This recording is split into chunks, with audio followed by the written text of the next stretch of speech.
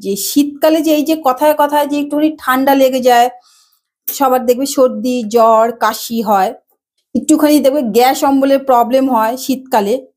এটা কিন্তু তোমার এই লেবুর খোসার যদি দিয়ে যদি তোমার লেবুর খোসা দিয়ে যদি চা খাও, এটা কিন্তু প্রবলেমটা হয় না।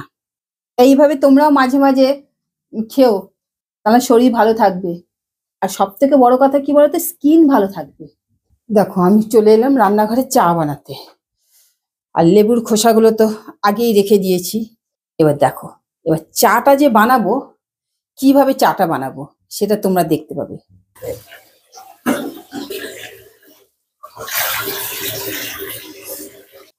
শীতকালে সব ভালো লাগে, এই জলে হাত দিতে না একদম ভালো লাগে না। আর তুমি ঘরে যতক্ষণ থাকবে ততক্ষণ শুধু জলেই হাত দিতে হবে।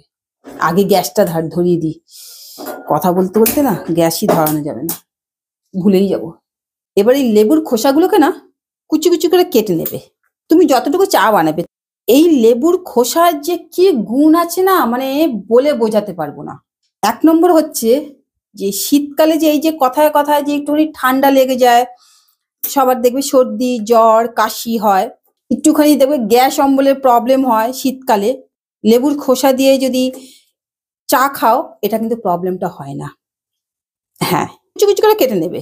তো সত্যি কথা বলতে আমি এত সময় পাই না অত কুচি কুচি করে কাটার। হ্যাঁ, তোমাদের যদি ধৈর্য লাগে তোমরা কুচি কুচি করে কেটে নেবে। আমি মোটামুটি একটুখানি কাটি। তোমরা দেখেছো, আর আমার হাজবেন্ড তো বলেই যে তুমি সব ইউনিক টাইপের রেসিপি করো। সত্যি কথা বলতে কোনো ইউনিক টাইপের না। আসলে আমরা তো বাইরে থাকতাম, যেটা তোমাদেরকে আগেই বলেছি। তো ওখানে যারা এই সান্তরা, মানে আমরা লেবুকে সান্তরা বলতাম, এখন তো এখানে কমলা লেবু বলি। কেন আগে প্রথম প্রথম বলতাম যে এই সান্তরা, এখন ওই হ্যাবিট হয়ে গেছে। যখন ও নিয়ে আসে না, ওই তখন আমার মুখ দিয়ে প্রথমে সান্তরাই বেরোয়, তারপরে বেরোয় কমলা লেবু। কথা বলতে বলতে কুচি কুচি করে কাটা হয়ে গেছে। দেখো আমি কেমন কুচি কুচি করে কেটেছি। এবার ছিলকাগুলো সব এই জলে দিয়ে দিলাম। একটা সুন্দর না ফ্লেভারও বেরোয়, বেশ সুন্দর। লেবুর যে খোসাতে যে একটা গন্ধ, খুব সুন্দর। দেখবে অনেকে কেক বানালে যে নানা রকম যে ফ্লেভার, সব কিন্তু এইসব থেকেই হয়। জলটা গরম হয়ে গেছে, আমি এই লেবুর ছিলকাটাও দিয়ে দিয়েছি। লেবুর ছিলকাও ফুটবে, এটাও ফুটবে। আমি সাথে এবার চা পাতাও দিয়ে দিচ্ছি। এই দেখো চা পাতাও দিয়ে দিচ্ছি। সব দিয়ে একসাথে ফোটাবো। প্রথম প্রথম যখন এই চাটা করে যখন এদেরকে দিতাম না, বিশেষ করে বাড়ির লোকদের তো আলাদা, প্রথম প্রথম তো বরকে বলতাম তুমি খাও তুমি খাও। যখন বরকে কি ভুলভাল চা আমাকে বানিয়ে দিচ্ছ সব এই আচ্ছা পাহাড়ি লোকেরা কি আর কিছু খেতে পারে না নাকি? তা ওরা কি এইসব খাবার খেয়ে কি নিজেদের শরীরটা ঠিক রাখে? আমি তখন বলতাম না গো, আসলে কি এই যে তোমরা বলো না আয়ুর্বেদিক ওষুধ আয়ুর্বেদিক, এইগুলোই কিন্তু আয়ুর্বেদিক ওষুধ, আর অন্য কিছু না। খুব সুন্দর একটা ফ্লেভার আছে। এই যে ফুটছে না, মানে তোমাদেরকে যদি এই ফ্লেভারটা যদি দিতাম না, আহ, এটাতে একটুখানি মধু দেবো আমি, খুব সুন্দর ফ্লেভার আসছে। তোমার লেবুতে তো এমনি ভিটামিন সি, আর তার মানে ছিলকাতে তো আরো প্রচুর পরিমাণে ভিটামিন সি থাকে। যে কোনো সবজি যে কোনো ফল, তার খোসাতে কিন্তু ফাইবারটা বেশি, এটা তো আমরা সবাই জানি। আর ফাইবারেই তো প্রোটিনটা বেশি থাকে। ওই বড় বাবাজি বলে তো, তোমার শীতকালে কি তুমি নর্মাল চা আমাকে দিতে পারো না? আমি তখন বলি না গো, তোমার নর্মাল চা দিতে পারি না। হয়ে গেছে, এবার চাটাকে ছেঁকে নি। আমাদের দুজনের না দুটো কাপ আলাদা। এবারে এখানে একটুখানি মধু দেবো। চামচের জায়গায় আমি চাকু দিয়েই নাড়িয়ে দিলাম। চলো নিয়ে যাই, আমার সাথে তোমরাও চলো। দেখো দেখো চা নিয়ে চলে এসছি।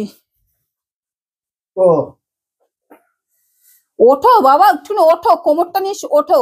একটু উঠেও বসবে না, মানে এমন হয়েছে সব মুখের সামনে সব দিয়ে হাজির করব।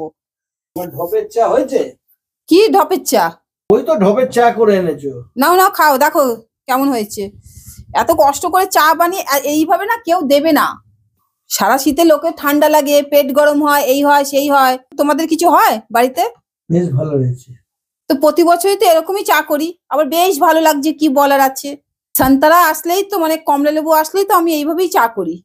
ভালো করো। লেপ চাপা দিয়ে থাকবে, পেট গরম হবে না। ভালো লাগছে? এই যে অনেকে আছে না, দিয়ে এসছো? না মাকে দিইনি।